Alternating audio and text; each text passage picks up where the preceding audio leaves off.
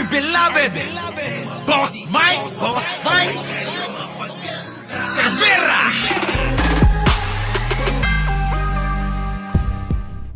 Naghain si Senate Minority Leader Vicente Tito Sotto III ng isang panukalang naglalayong pagkalooban ng 14th month pay ang mga empleyado sa pribadong sektor.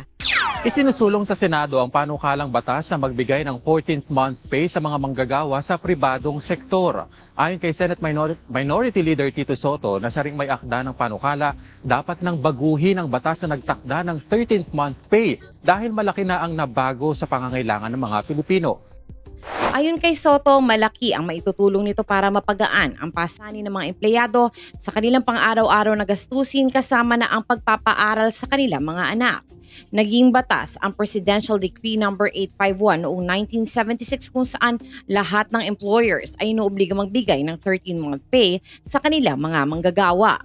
After almost 5 decades, the needs and cost of living of every Filipino worker have drastically changed. Thus, it is high time that the employees in the private sector receive their 14th month pay, ani Sotto.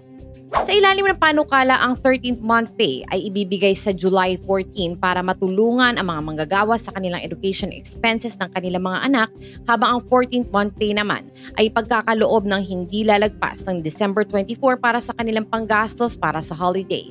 The bill has exemptions for qualified employers so as not to burden struggling business, as they are equally important for our economy, diin pa ni Sotto.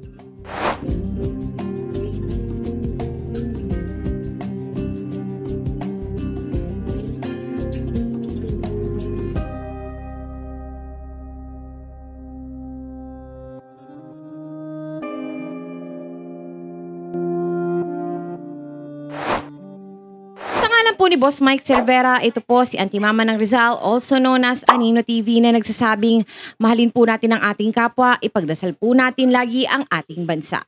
Magandang umaga, magandang hapon at magandang gabi, saan man dako ng mundo naroon kayo, at syempre magandang buhay na rin para sa ating lahat. Maraming salamat po. Our beloved Boss Mike Cervera.